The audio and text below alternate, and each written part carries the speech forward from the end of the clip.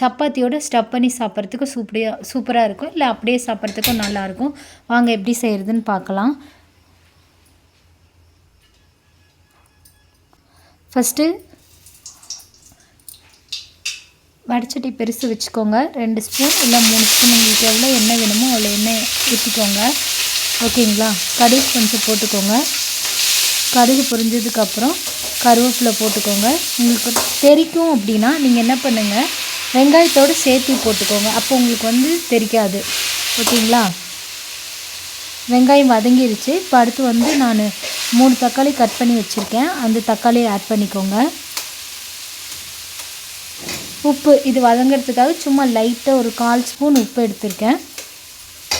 அடுத்தது ஒரு 6 முட்டை எடுத்து வச்சுருக்கேன். உங்கள் அளவுக்கு எவ்வளோ வேணுமோ அவ்வளோ எடுத்துக்கோங்க. எனக்கு தேவையானது 6 முட்டை, அதனால் நான் 6 முட்டை அப்படியே உடச்சி ஊற்றிக்கிறேன். இல்லை சில்லு ஓடு உழுகும் அப்படின்னு நீங்கள் நினச்சிங்கன்னா என்ன பண்ணுங்கள், ஒரு பாத்திரத்தில் உடச்சி ஊற்றிட்டு கூட நீங்கள் ஊற்றி வச்சுக்கலாம்.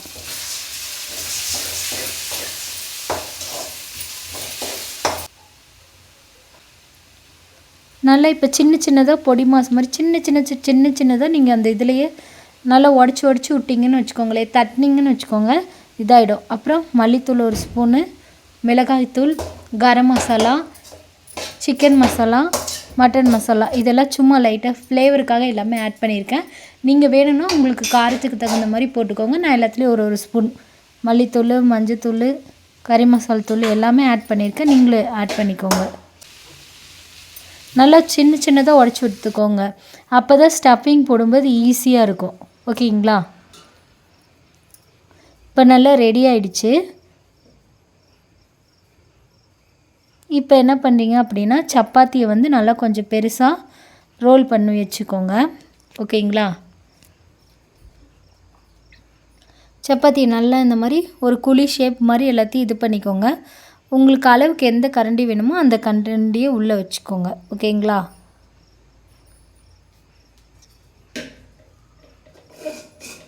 நல்லா இந்த மாதிரி குழி ஷேப்புக்கு கொஞ்சம் நல்லா குழி ஷேப்புக்கு எடுத்து வச்சுக்கோங்க. இப்போ நான் கொஞ்சம் ஒரு 3/4 கரண்டி இல்லை 1 கரண்டி அளவுக்கு எடுத்து உள்ளே போடுறேன். போட்டுட்டு மாவில் நல்லா டிப் பண்ணிக்கோங்க. ஃபஸ்ட்டு இதை நல்லா க்ளோஸ் பண்ணிக்கோங்க. வெளியே வராத மாதிரி எல்லாமே க்ளோஸ் பண்ணிக்கிட்டிங்கன்னா ஓகே.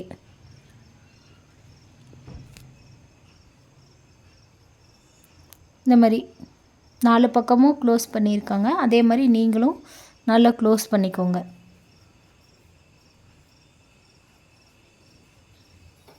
நல்லா இந்த மாதிரி நல்லா பவுல் மாதிரி ரோல் பண்ணிக்கிட்டிங்க அப்படின்னா உங்களுக்கு ஈஸியாக இருக்கும். இந்த உள்ளங்கையில் வச்சு தேய்க்கிறாங்க பார்த்தீங்களா, இது மாதிரி தேய்ச்சிங்க அப்படின்னா வெளியே ஸ்டஃபிங்லாம் வெளியே வராது. நல்லா மாவில் டிப் பண்ணிக்கோங்க. டிப் பண்ணிவிட்டு ஃபஸ்ட்டு இந்த மாதிரி அமுத்திலாம் உள்ளே விட்டுட்டிங்க அப்படின்னா வெளியே வராது. 2 பக்கமும் ஒரு பக்கம் விட்டு இன்னொரு பக்கம் மாற்றி எடுத்து போட்டுக்கோங்க. தேய்க்கிறதும் ஈஸியாக தான் இருக்கும். இந்த மாதிரி மாவு போட்டு நல்லா தேய்ச்சிங்கன்னா உள்ளே இருக்க ஸ்டஃபிங்லாம் வெளியே வராது.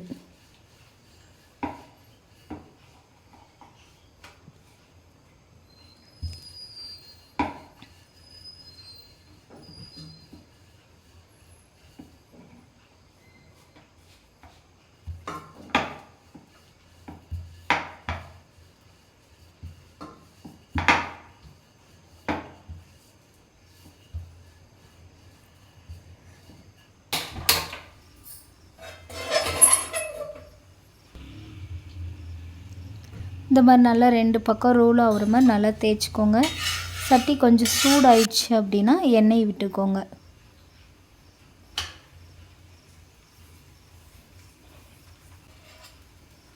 அது எண்ணெய் தெறிக்காமல் இருக்கிறதுக்காக அந்த மாதிரி பண்ணுறாங்க. நீங்கள் இப்போ போட்டு 2 பக்கமும் நல்லா வேக விட்டு ரெடியாக எடுத்திங்கன்னா முட்டை ஸ்டஃபிங் வித் சப்பாத்தி.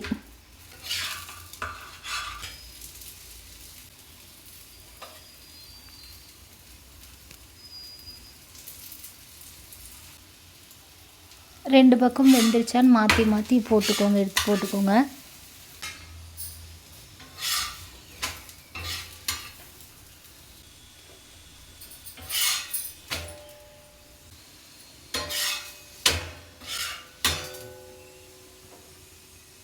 இப்போ பாருங்கள் 2 பக்கமும் ப்ரௌன் ஆயிடுச்சு, நல்லா வெந்துருச்சு.